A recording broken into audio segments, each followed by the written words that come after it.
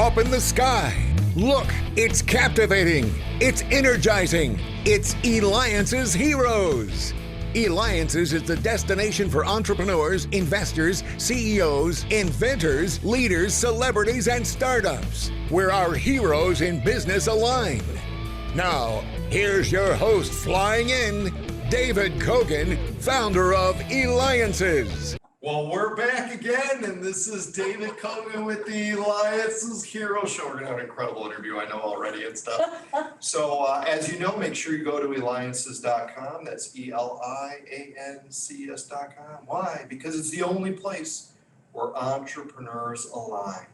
And we have with us the one and only and truly amazing Carolyn Hennesy, which is, I'm sure she looks familiar to you. She has been in I don't know how many different movies and TV shows. Lots. Tons.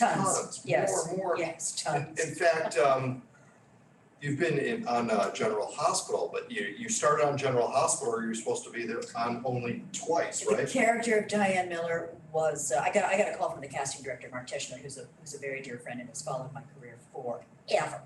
And he said, we're looking for a lawyer. It's just a couple of episodes. You interested? And I said, of course, absolutely. So I went on, and that was 14 years ago, and over 500 episodes. So I'm really the lesson of there are no small roles, because you never know what something is going to be. And the thing is how many people maybe would have said, you know what, I'm busy, or I'm not sure, and if it's only 2 days, is it something that I really want to commit to? Right. Exactly. A lot of people. Right. Well, but there are more people that would have said absolutely yes. Right. But a lot of people, who are constantly working, fortunately the way I'm working, what might have said, soap opera? What? Right. Not understanding that soap opera is one of the backbones of the television industry. So you just don't know You never unless know. you do it. You And never then, know. of course, it leads to other things and exposure. Oh, absolutely. Absolutely. Tremendous fans, some Emmy nominations and an Emmy award. So there you go. So how did you know you wanted to even go into acting? Oh, that's very simple to answer. I was a studio brat. My father was a motion picture production designer, an Academy Award-winning motion picture production designer. Won his Academy Award for Fantastic Voyage, but also designed Logan's Run and Young Frankenstein and Dirty Harry and King Kong, the King Kong with Jessica Lange, many, many other things. And so I grew up wanting to always visit my dad at whatever studio he was working at. But when I was 4, my mother took both my younger brother and I, and we went to 20th Century Fox, and we went to the soundstage where they were filming Fantastic Voyage. And I remember very clearly walking in to this huge dark room, which was almost completely black.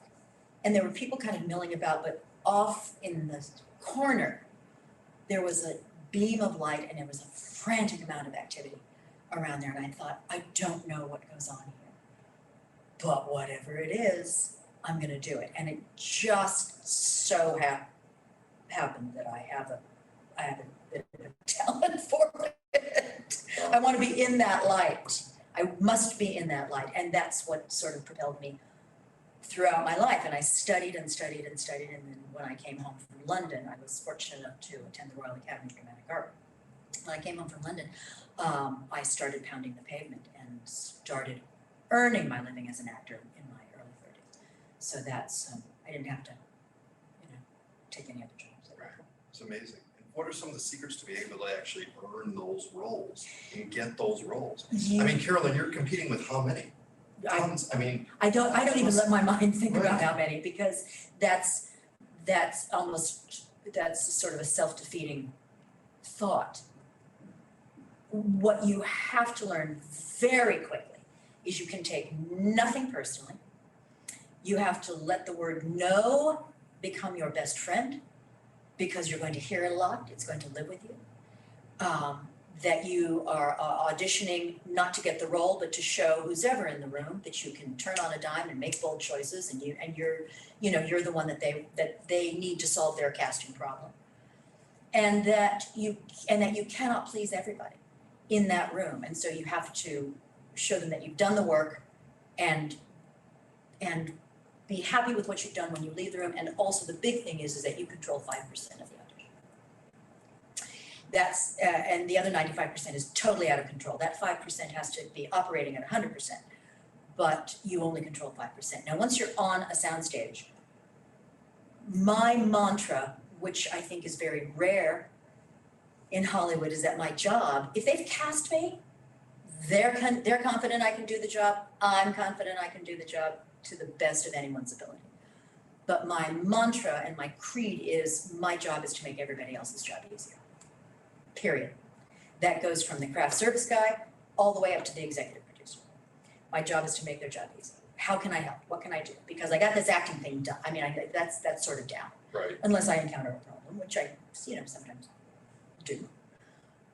But other than that, it's how do I make your job easier? And then I take that with me into my everyday life. How do I make your job easier? Without getting run over, without being a doormat, without being used and abused, but what can I do? How can I help? We're going to talk about some of the roles and various things you've played. One of the things is, though, when you are acting and you're doing a role, is it required that you have to do word for word of what's on that script? Sometimes yes, and much of the time no. Sometimes, yeah, I mean, for instance, General Hospital, there's one actress on General Hospital, Laura Wright, who plays Carly. And she's almost a savant at saying exactly what's on the page. And she grew up doing soap opera. And she says, well, the writers wrote that, so I need to respect the writers and say exactly what's on the page. I'm just like, good girl. But mine, I can't remember.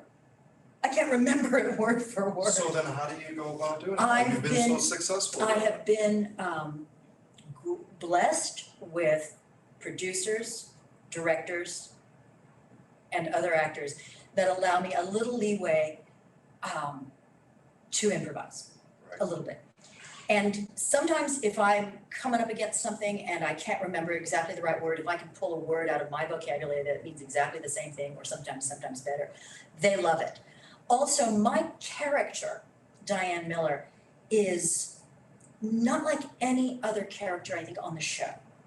She's smart, but she's sassy, and she's what I consider to be the Greek chorus on General Hospital. She can say to other actors what the audience is thinking and is screaming at the television, but can't say and isn't heard.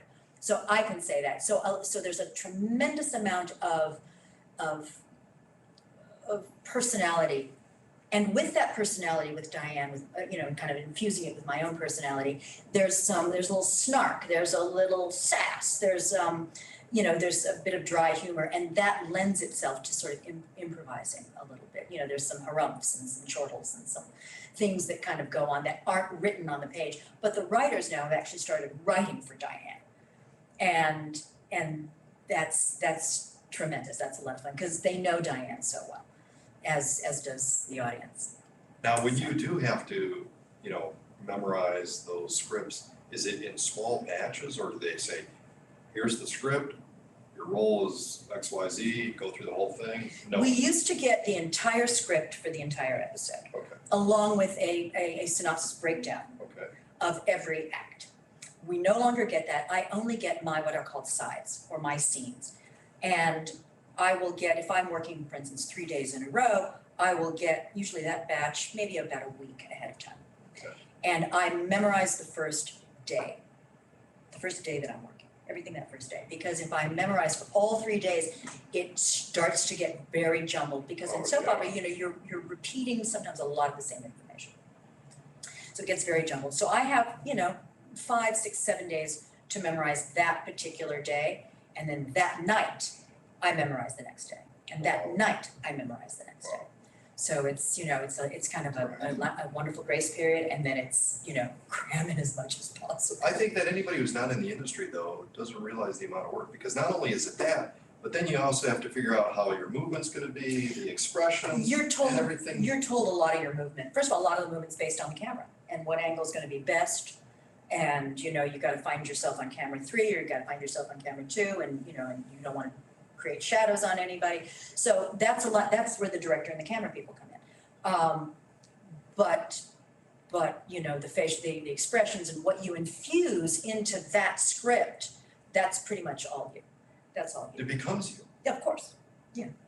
Now, you've been in so many movies, again, in TV shows, Terminator and Click, opposite Adam Sandler. And it was actually Terminator 3. Terminator Yes, 3. I used to love to go into schools when I would do my book tours, because I've written a series of novels for young adults, and I'd go into schools and I'd say, I was the first human being killed in Terminator 3. That's my claim to There fame. you go, there you And all of a sudden you see these young boys go, what? There's their attention. It's like, yes, I really did.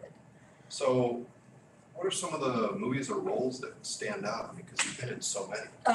Well, the series that I've done, Cougar Town, playing Barb on Cougar Town, that was one of the best times of my life, because they would write these little comic atomic bombs for Barb, and I'd run in and I'd say something to Courtney Cox or Busy Phillips or Danberg, and then run away, and Barb would, and just watch the destruction. And it was so much fun. Barb was wonderful. Revenge, Penelope Ellis on Revenge was wonderful. Rosalind Harris on True Blood, that was just a gift. All of season 5. And especially getting to go for 36 hours to my favorite city in the world, which is New Orleans, and film on Bourbon Street. And then film-wise, I think maybe the most fun I've ever had was something that was completely antithetical to who I am as a person, and that was playing Mother Superior in a film called St. Agatha, which was my first horror film where I was the lead, and it was directed by a man named Darren Bousman, who directed Saw 2, 3, and 4, along with some other crazy films. So his penchant for blood and gore was evident, and I got to tap into that a little bit, because I played Mother Superior in this film, which is about a woman who becomes pregnant, and it's the 1950s, young girl, and her society is sort of shunning her. So she goes to this convent that takes in young girls during their terms of pregnancy, and it all goes south from there. But Mother Superior had to be very controlled, very calm, very subtle, and excruciatingly cruel, extremely evil. And so I got to tap into places that I normally don't go. Well, that's the thing is how do you actually become that person and block out your life beyond it? I guess if I could describe how actors do that, everyone would act. Everyone would attempt it, because it's a. Because you're becoming another person. You are that person during that Well, moment, right? you are not, yes and no. You are tapping, because let's not forget, we are all multifaceted. We all have almost an infinite number of facets to ourselves. And all you're doing is you're plumbing your own depths. You are turning certain facets to the light. Because if you think you're Juliet, or you think you're Lady Macbeth, or you think you're Mother Superior, then you've crossed over the line and you've gone insane. So you're simply digging into that part of yourself that can be an ingenue, can murder your husband, you don't want to ever turn them to the light in your own life, but you've got them. We're all, for better or worse, we all have these facets. And to deny them, that's when the trouble starts. And that's when people go home and they kick their dog if they've had a bad day, or people go home and they are abusive to this, or it comes out in explosive behavior. To understand that you have it within you is the first step to managing it and controlling it and not letting it get the best of you. So for actors, we are able to tap into it and get paid. So we don't have to, at least if it's done correctly. Sure. Talk to me about some of the physical scenes like kissing and stuff. Have you kissed? Yes. So how does that work? You just pray someone has not eaten Limburger cheese before you kiss them. Are there feelings though if you're kissing someone, even though it's acting and it's on camera? For me, no. The character obviously has feelings, but the Right. actress doesn't. And so, yeah, I'm able to separate. And it's usually everyone's kind of very tacit, and they're very gentle with each other. Unless, of course, the two actors have actually fallen for each other, and then all bets are off. But Right, and that happens. and it does happen. Does it happen to you? No, those are called showmances. Yeah, they're showmances, and sometimes they last for the length of the show, and sometimes people are married, and we just don't even want to go there. But my first big kissing moment was with George Hamilton Yes. on a show called Jenny, which was a series, her scripted series that she had many years ago. And again, I played another lawyer, Chase, and Chase and George Hamilton, who was playing Jane McCarthy's father, had this big kissing scene, and I just went, oh, where these lips have been. Right. So, but I kissed him anyway. So yes. There we go. But how do you not feel anything afterwards? You must feel something. I No. just kissed George Hamilton. I just kissed George Hamilton. Yeah, it's a I just made out with George Hamilton. I just made out with George Hamilton. Yeah. But it's not, I'm not in love with George Hamilton. He's a wonderful actor, and he's fun, and he's a tremendous guy, so that makes it a little easier. But no, no feelings. No feelings. Chase had tremendous feelings for him. And so I was able to kind of dig into those moments when I did have feelings for someone and channel it into that. But, I was just sort of impressed with myself that I was kissing George Hamilton.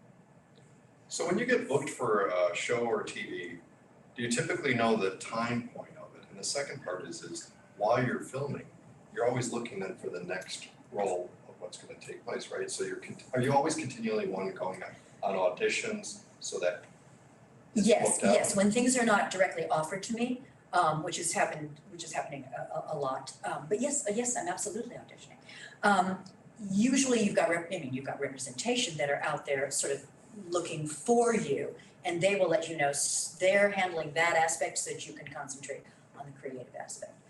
And I personally am not out there, going over the breakdowns, submitting. I've got representation for that, thank Right. heavens. But usually, yes, you do know the timeline. I mean, unless you don't. 2 days on General Hospital, 14 years on General Hospital. So you think you know the timeline, and then, God comes down and does a little dance around you. And you get to work longer. But yes, usually, you know the dates, and your representatives know the dates so that they can say, yes, no, she can't work on that date, but she's done on this date, she can work after that. So, yeah, there's usually a finite period of time that you're working on something. Why is it that everybody believes it to be so glamorous? Many want to be the star. Because that's all they see. That's all that Hollywood usually allows them to see. The things that are televised are the finished product, and then the award shows, and then the premieres, where everyone is all dolled up and everyone is in great gowns, and which they've usually borrowed and have to give back, including the jewelry that they're wearing. That's the glamour of Hollywood, harkens back to the age when the studios wouldn't let anything else. The Joan Crawfords and the Betty Davises and the Katharine Hepburns, and the studios managed them to always be the epitome of what you should want to aspire to. Now with social media and backstage, and you can, and of course all the trouble which that actors and actresses get into, which of course was usually managed by the studio back, in the past. Right. The audience, the fans, the general public can see a little bit more, but basically it's this sort of false ideal that people have about Hollywood. I can't tell you how many times I've been, in a field at 2:30 in the morning shooting a scene, and it's bitter cold, or on the beach shooting a commercial and it's 6 a.m. January in Malibu, and I'm just, and how unglamorous it truly is. How much hard work that almost nobody knows, and actors have it easy in that the real heroes of any show are the members of the crew. They work harder in a day than I will in a year. They are, you know, they're there sometimes hours before the call of the actor, the set call of the actor.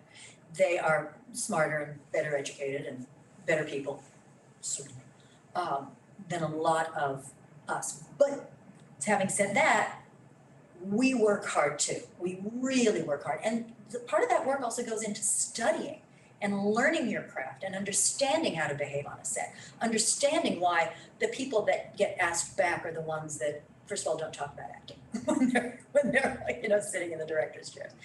The ones who they make themselves the ones that people want to be with. You know, that's a skill in and of itself.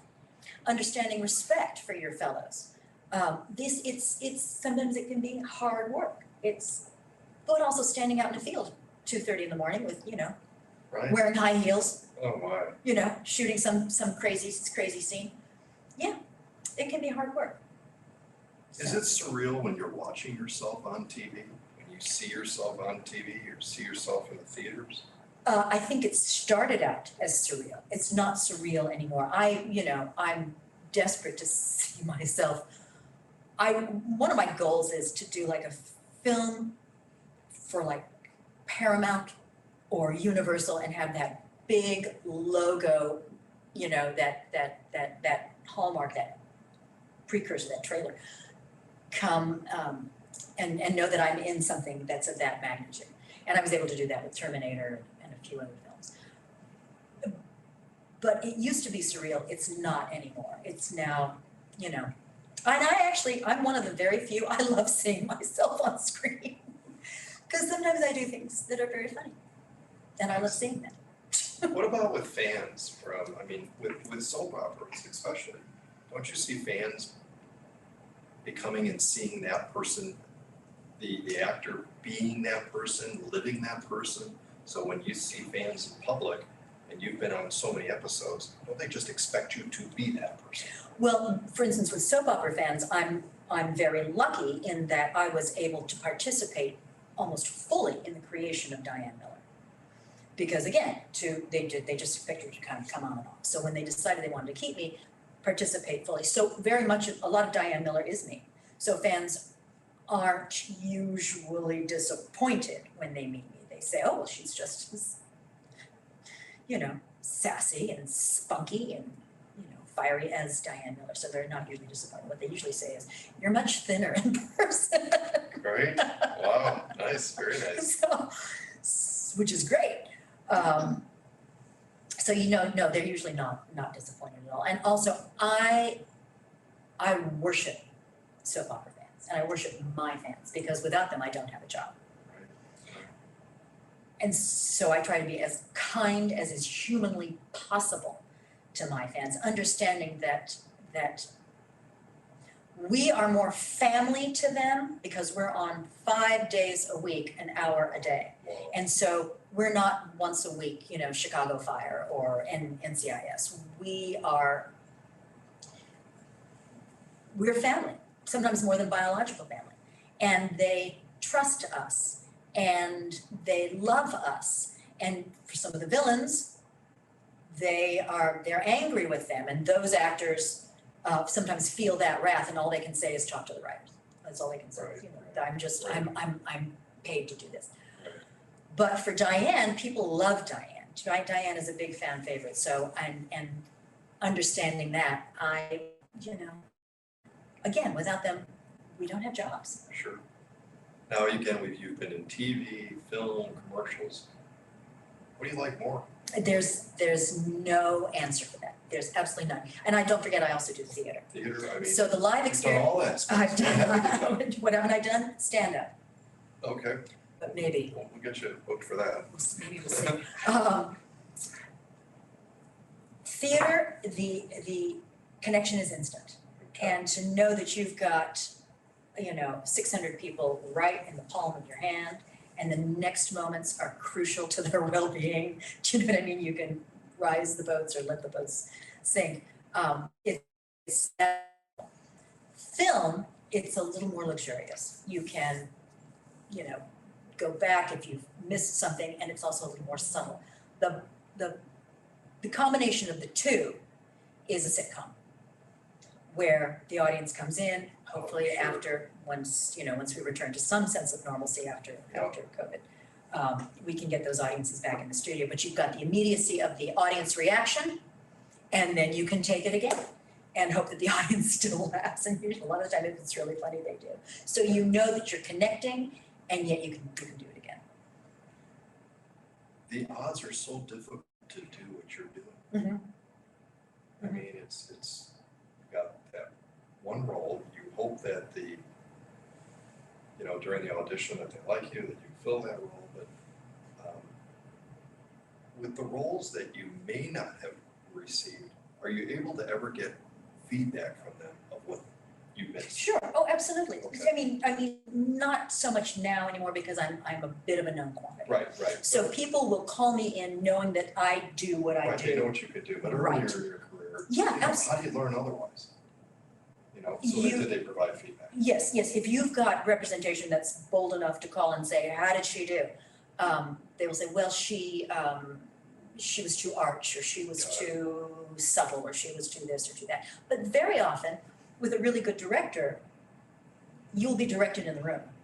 And if you can, I've had a lot of improvisational training.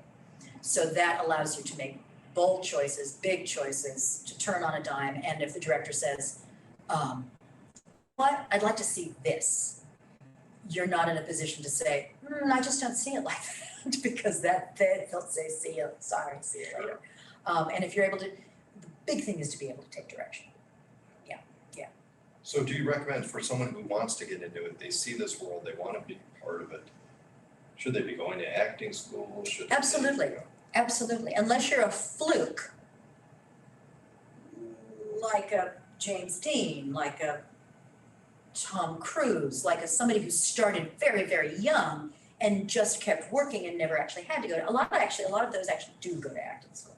But I would say absolutely, find acting classes, find drama classes, read as much as is humanly possible, watch the shows that you really, are interested in, study, and always take an improvisational class, take an improvised class. Carolyn, do you ever think about if you weren't doing the field, weren't in the industry that you were in, acting, actress, and that, what you would be doing? I would probably be a chef. Chef. Or possibly a trapeze artist, which I kind of also am, but like a professional trapeze artist. Or I would probably have been a more prolific author. Do you think part of the motivation going into the field was based on your parents? Absolutely, no question. I also have an aunt who is an actress. Her name is Barbara Rush, and a lot of your viewers may know Barbara Rush. So she's my mother's older sister. And so I saw kind of in front of the camera from my Aunt Barbara, but really my character was developed from my dad behind the camera and watching behind the camera. So what did your parents think when you got into the industry? Well, my mother, God bless her, she said, just learn to type. Just learn to type, because you can always, I said, I'll learn to type, but it's not because I'm going to be a typist. God bless. My dad was real insistent. He passed away when I was 19, but before that, when I was growing up and he knew what I wanted to do, he saw so much astonishingly bad behavior from the actors that were, and he saw a lot of wonderful. There were actors he loved. He loved Gene Wilder. He loved, Marty Feldman. He designed Young Frankenstein. There were other ones that he loved, Clint Eastwood. But he saw a lot of bad behavior. And he said, just don't be a phony. On screen, off screen. And he's the one that instilled in me this, and from a very early age, this tremendous respect for the crew that are more important. Because without that, we're acting in a vacuum. So he said, I'm behind you 100%. Yes, you're meant to do this, but here's your behavior. And from a very early age, that was instilled in me. So again. And then I developed the how do I make your life easier, not just how do I stay out of your way, how do I make your life easier? And sometimes it's by staying out of the way, so. I imagine that you develop a relationship with someone like, you played Jessie, right? I Disney played Channel Mrs. Chester, Mrs. the horrible Chester's, Mrs. Chester. When the segment's over, or the commercial, or the amount of time that you spent with the other actors and the whole crew is over, does it go into a thing of almost like a maybe state of change, a state of depression, like, okay, this Huge. chapter's over? Oh, huge, I mean, Talk to us about the emotions of that.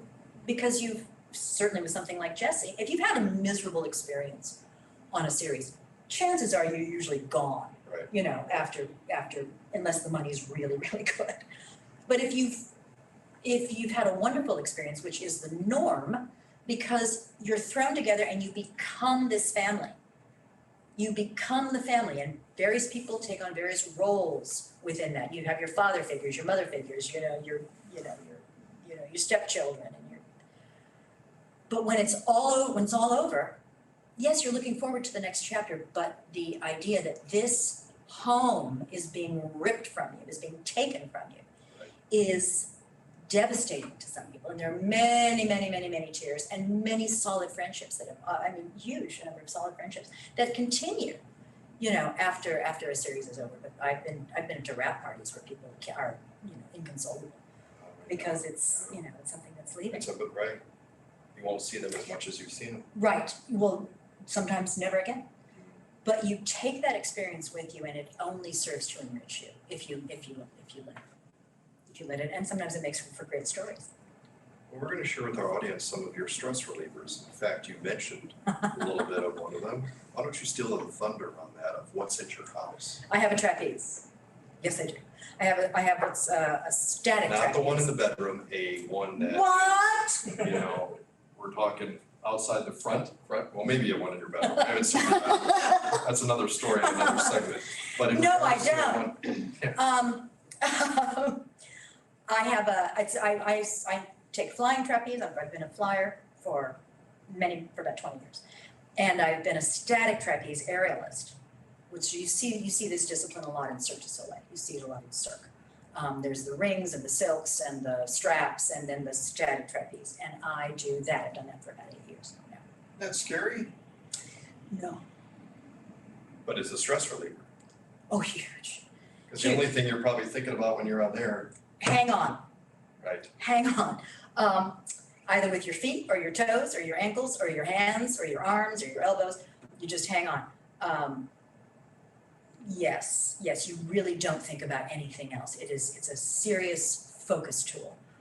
But it's also a stress reliever. It's also incredible exercise. It gives you, the core of a 20-year-old. So I had that built at the end of my driveway. And I do that 4 times a week. 4 times a week? 4 times a week. Yeah, at least. And I have we're talking a full. No. That's the flying trapeze. Okay, so where you get caught. Right. So this is... Mine, But it's big. I think I've seen some video or something on it. Something, right? If you saw me swinging. Yeah. That's the flying trapeze. Right. The swinging is trapeze. That's the flying trapeze. The aerialist never leaves the bar. Got it. Okay. On the static trapeze. Static, single, hanging. Those are all the same words. Those words for the same discipline. Carolyn, what do you think about most? What do you think about most? What do I think about most? Well, it's not retirement, because that's not going to happen. Oh, I think about family. My brother and sister-in-law and my nephews, more than anything, and we were able to get together a lot in fact, more than we ever had during the pandemic. We had game night. I think about my animal advocacy. I think about restarting my podcast. That's a big thing. I think about my legacy. I think about what's my footprint. And thus far, I'm happy.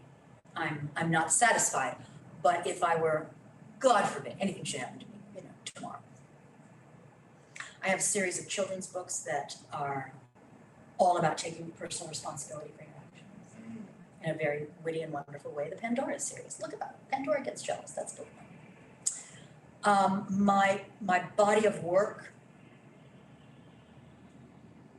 I think, has been instrumental in making people happy, making whoever sees it happy, because it's there's just so much fun and humor and some wit. I like to flatter myself. I believe that when people see it, they are energized. They have a tremendous sense of fun, and the more you laugh, the longer you live.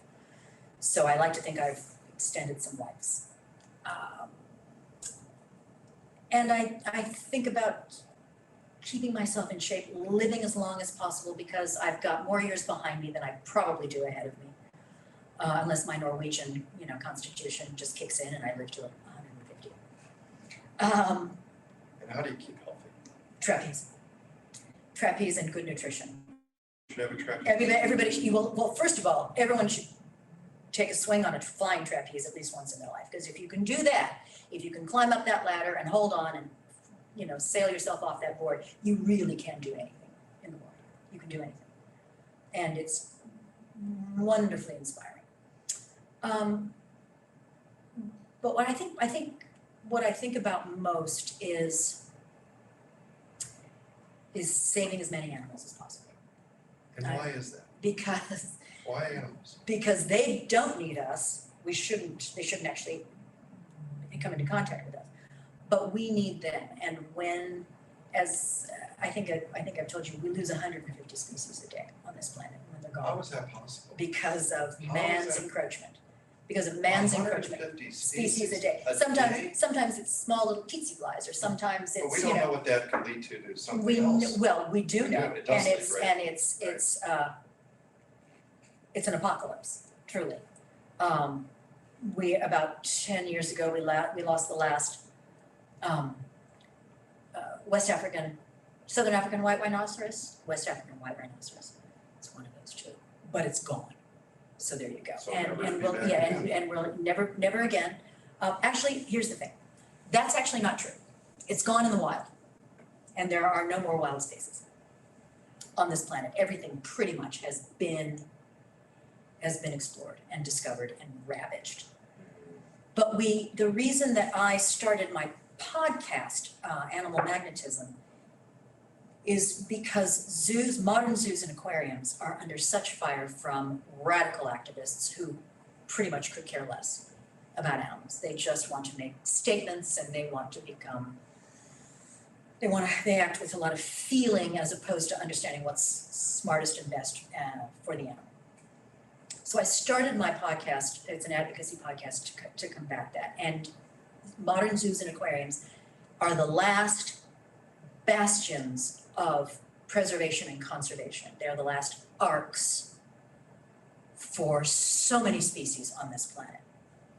I'm not talking about the zoos that are not accredited. I'm not talking about the zoos that are like roadside attractions. No, they need to be shut down and those animals transferred into accredited facilities. Sure. But because when the last apex predator, when the last metaterrestrial, the elephants, when the last metamarine, the orcas, the whales, when they go, humans are truly, research shows, not far behind.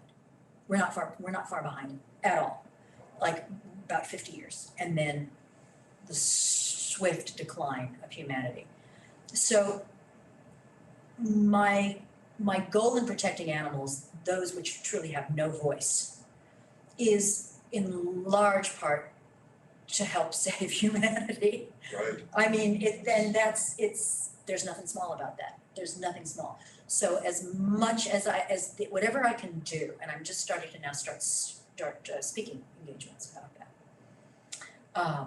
and why we need these facilities, and that they are in such large part more concerned with animals and in the best of all possible ways than the activists could and would ever be.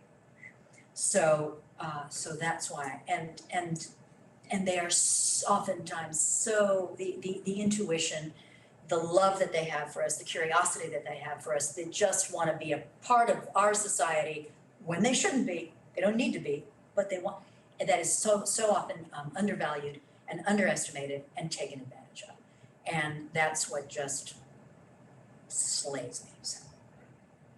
I still can't believe 150 a day. 150 a day, 150 a day, roughly, yeah. right? Yeah. That's just, you're right. It's when we start losing the bees that we all have to really worry. Right, and they can learn more about this. Me? Yeah. They can learn, I have a YouTube channel and it's Carolyn Hennesy, Hennesy, so look at my YouTube channel, go to my animal magnetism category.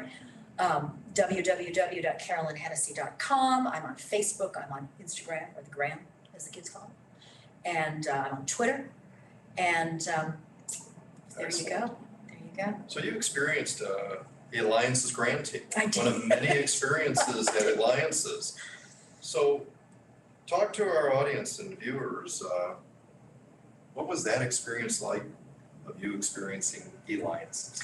Well, it was, I'm not intimidated easily, because I work in Hollywood. And I wasn't necessarily intimidated yesterday, but I did experience looking that way and that way down the line, a feeling of, I'm an actress who loves animals, what am I doing here? Because everyone was so involved with marketing and IT and leveling up and taking everyone's business to the next level. And I just have this, this little podcast that needs some help. Because I think with my pedigree and the people my fans who really do love me, I could level this up. But but it's not a business yet, so, I'd like it to be. So fortunately I found some people, but I was sitting there thinking, I'm kind of like a bit of a fish out of water. And yet everyone was so welcoming and so warm and so helpful. And I mean, some astonishing entrepreneurs there. And it made me realize that, yeah, I'm an actress in Hollywood, I work, that's great, but and I've reinvented myself in Hollywood in so many ways, but I can also reinvent myself outside of the scope of the industry. And that was, and on a much broader, grander level, that this could actually be something that does more than me just being an ambassador for American Humane and an ambassador for my wonderful Los Angeles Zoo and speaking in front of, Marine Mammal Trainers Association and AZA. So I can take it and really broaden my scope. So Excellent. it was wonderful. And everyone's just peachy, kind of dreamy. We're very glad that you came. Thank you. We're very glad Thank you for inviting me. Absolutely. Well, we're out of time, but Carolyn, it has been just absolutely amazing having you. Thank you so much. I mean, truly amazing. And how do you keep so young too? I mean, And I've never gone under the knife, which is exciting, and hopefully I never will. Attitude. It's all attitude. It's all attitude. but you also have so much energy. I know. Where does that come from? Just understanding that whatever your particular philosophical or religious belief, this is the only life we have to worry about right now, and there's only one of it, and I've got to make the most of it. I've got to be as much of an inspiration as I possibly can, and that just sort of energizes me. Also, hearing people laugh is like oxygen to me, so that I hear that a lot. Right. So it's right. that's a lot of fun. What's the recourse? Listen, there are times when I sit on my couch and binge watch whatever's on something on Netflix. I do that. Eat a popsicle and sit on my couch. That's fine. But you have to balance that out. I mean, that has to actually be a very small part of your life for me. So. Excellent. Well, that's right. Make the most of your life. Again, you've been watching David Kogan, host of the Eliances Hero Show, along with Carolyn Hennesy. She can be reached at carolynhennessy.com. Make sure you continue to stay tuned and watch our other episodes, like, follow below, and everything else. It's been a pleasure, Carolyn, having you on the show, and My we pleasure. do look forward to keeping in touch. Of course. And seeing you again. Why not? Absolutely. The amazing Carolyn Hennesy. She's got an IMDb list that is yay long. I mean, I couldn't even go through everything. There's I know. so much. Yeah. So much. It has been an absolute pleasure having you today. Again, make sure you check out, make sure you go to Eliances.com, Eliances.com. You have been listening to Eliances Heroes, where heroes in business align. Eliances is the destination for entrepreneurs, investors, CEOs, inventors, leaders, celebrities, and startups. To present your superpower, visit www.Eliances.com.